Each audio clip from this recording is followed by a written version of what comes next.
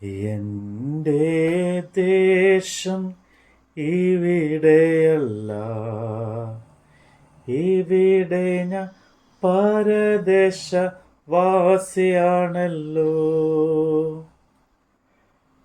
അക്കരയാണൻ ശാശ്വത നാട്, അവിടെ എനിക്കൊരുക്കിയ ഭവനമുണ്ട്.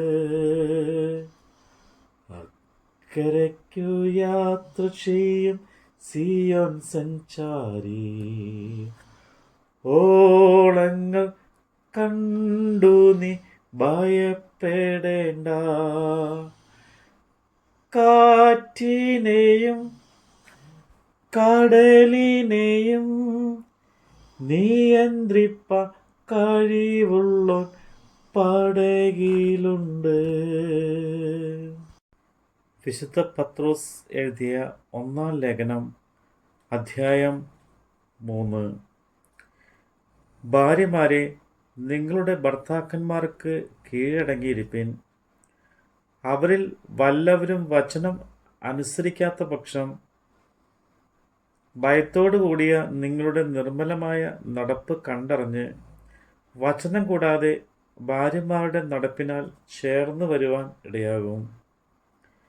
നിങ്ങളുടെ അലങ്കാരം തലമുടി പിന്നുന്നതും പൊന്നണിയുന്നതും വസ്ത്രം ധരിക്കുന്നതും ഇങ്ങനെ പുറമേ ഉള്ളതല്ല, സൗമ്യതയും സാവധാനവുമുള്ള മനസ്സ് എന്ന അക്ഷയഭൂഷണമായ ഹൃദയത്തിൻ്റെ കൂടെ മനുഷ്യൻ തന്നെ ആയിരിക്കണം. അത് ദൈവസന്നിധിയിൽ വിലയേറിയതാകുന്നു. ഇങ്ങനെയല്ലോ പണ്ട് ദൈവത്തിൽ പ്രത്യാശ വെച്ചിരുന്ന വിശുദ്ധ സ്ത്രീകൾ തങ്ങളെ തന്നെ അലങ്കരിച്ച് ഭർത്താക്കന്മാർക്ക് കീഴടങ്ങിയിരുന്നത്. അങ്ങനെ സാറ അബ്രഹാമിനെ യജമാനൻ എന്ന് വിളിച്ചു അനുസരിച്ചിരുന്നു. നന്മ ചെയ്ത് യാതൊരു ഭീഷണിയും പേടിക്കാത്തതിനാൽ നിങ്ങൾ അവളുടെ മക്കൾ ആയിരുന്നു. അങ്ങനെ തന്നെ ഭർത്താക്കന്മാർ നിങ്ങളുടെ പ്രാർത്ഥനകൾക്ക് മുടക്കം വരാതിരിക്കേണ്ടതിനും വിവേകത്തോടെ ഭാര്യമാരുടെ കൂടെ വസിച്ച് സ്ത്രീജനം ബലഹീനപാത്രമെന്നും അവർ ജീവന്റെ കൃപയ്ക്ക് കൂട്ടവകാശികളെന്നും ഓർത്ത് അവർക്ക് ബഹുമാനം കൊടുപ്പിൻ. തീർച്ചയ്ക്ക് എല്ലാവരും ഐക്യമത്യവും സഹതാപവും സഹോദരപ്രിയവും മനസ്സലിവും വിനയ ബുദ്ധിയും ഉള്ളവരുമായിരിപ്പിൻ. ദോഷത്തിന് ദോഷവും ശകാരത്തിന് ശകാരവും പകരം ചെയ്യാതെ നിങ്ങൾ അനുഗ്രഹം അനുഭവിക്കേണ്ടതിന് വിളിക്കപ്പെട്ടതുകൊണ്ട് അനുഗ്രഹിക്കുന്നവരായിരിപ്പിൻ.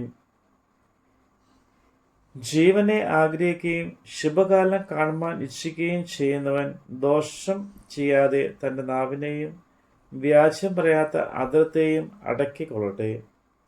അവൻ ദോഷം വിട്ടകന്ന് ഗുണം ചെയ്യുകയും സമാധാനം അന്വേഷിച്ച് പിന്തുടരുകയും ചെയ്യട്ടെ. കർത്താവിൻ്റെ കണ്ണ് നീതിമാന്മാരുടെ മേലും അവൻ്റെ ചെവി അവരുടെ പ്രാർത്ഥനയ്ക്കും തുറന്നിരിക്കുന്നു. എന്നാൽ കർത്താവിൻ്റെ മുഖം ദുഷ്പ്രവൃത്തിക്കാർക്ക് പ്രതികൂലമായിരിക്കുന്നു. നിങ്ങൾ നന്മ ചെയ്യുന്നവൻ ശുഷ്കാന്തി ഉള്ളവർ ആകുന്നു എങ്കിൽ നിങ്ങൾക്ക് ദോഷം ചെയ്യുന്നവൻ ആര്? നീതി നിമിത്തം കഷ്ടം സഹിക്കേണ്ടി വന്നാലും നിങ്ങൾ ഭാഗ്യവാന്മാർ. അവരുടെ ഭീഷണത്തിങ്കൽ ഭയപ്പെടുകയും കലങ്ങുകയും വരുത്. എന്നാൽ ക്രിസ്തുവിനെ നിങ്ങളുടെ ഹൃദയത്തിൽ കർത്താവായി വിശുദ്ധീകരിപ്പിൻ. നിങ്ങളിലുള്ള പ്രത്യാശയെക്കുറിച്ച് ന്യായം ചോദിക്കുന്ന ഏവനോടും സൗമ്യതയും ഭയഭക്തിയും പൂണ്ട് പ്രതിവാദം പറവാൻ എപ്പോഴും ഒരുങ്ങിയിരിപ്പിൻ. ക്രിസ്തുവിൽ നിങ്ങൾക്കുള്ള നല്ല നടപ്പിൽ ദുഷിക്കുന്നവർ നിങ്ങളെ പിടിച്ച് പഴിച്ച് പറയുന്നതിൽ ലജ്ജിക്കേണ്ടതിന് നല്ല മനസാക്ഷിയുള്ളവരായിരിപ്പിൻ. നിങ്ങൾ കഷ്ടം സഹിക്കണമെന്ന് ദൈവഹിതമെങ്കിൽ തിന്മ ചെയ്തിട്ടല്ല നന്മ ചെയ്തിട്ട് സഹിക്കുന്നത് ഏറ്റവും നല്ലത്. ക്രിസ്തു നമ്മെ ദൈവത്തോട് അടുപ്പിച്ചതിന് നീതിമാനായി നീതികെട്ടവർക്ക് വേണ്ടി പാപനിമിത്തം ഒരിക്കൽ കഷ്ടം അനുഭവിച്ചു. ജഡത്തിൽ മരണശിക്ഷ ഏൽക്കുകയും ആത്മാവിൽ ജീവിക്കപ്പെടുകയും ചെയ്തു. ആത്മാവിൽ അവൻ ചെന്ന് പണ്ട് നോഹയുടെ കാലത്ത് പെട്ടകം ഒരുക്കുന്ന സമയം ദൈവം ദീർഘക്ഷമയോടെ കാത്തിരിക്കുമ്പോൾ അനുസരിക്കാത്തവർക്കായി തടവിലുള്ള ആത്മാക്കളോട് പ്രസംഗിച്ചു. ആ പെട്ടകത്തിൽ അല്പജനം എന്ന് വെച്ചാൽ 8 പേർ വെള്ളത്തിൽ കൂടി രക്ഷ പ്രാപിച്ചു. അത് സ്നാനത്തിന് ഒരു മുൻകുറി. സ്നാനമോ ഇപ്പോൾ ജഡത്തിൻ്റെ അഴുക്ക് കളയുന്നതായിട്ടല്ല, ദൈവത്തോട് നല്ല മനസ്സാക്ഷിക്കായുള്ള അപേക്ഷയായിട്ടത്രേ യേശുക്രിസ്തുവിൻ്റെ പുനരുത്ഥാനത്താൽ നമ്മെയും രക്ഷിക്കുന്നു. അവൻ സ്വർഗത്തിലേക്ക് പോയി ദൈവത്തിൻ്റെ വലത്ത് ഭാഗത്ത് ഇരിക്കുന്നു. ദൂതന്മാരും അധികാരികളും ശക്തികളും അവന് കീഴ്പ്പെട്ടും ഇരിക്കുന്നു.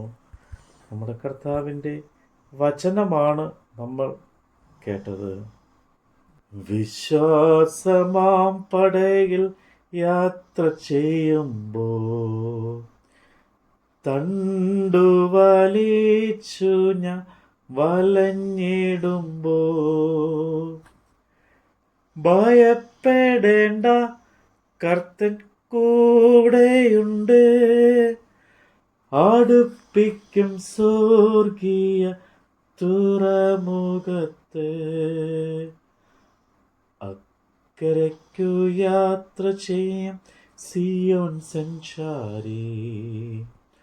ഓളങ്ങൾ കണ്ടു നീ ഭയപ്പെടേണ്ട. കാറ്റിനെയും കടലിനെയും നിയന്ത്രിപ്പാൻ കഴിവുള്ള പടകിലുണ്ട്.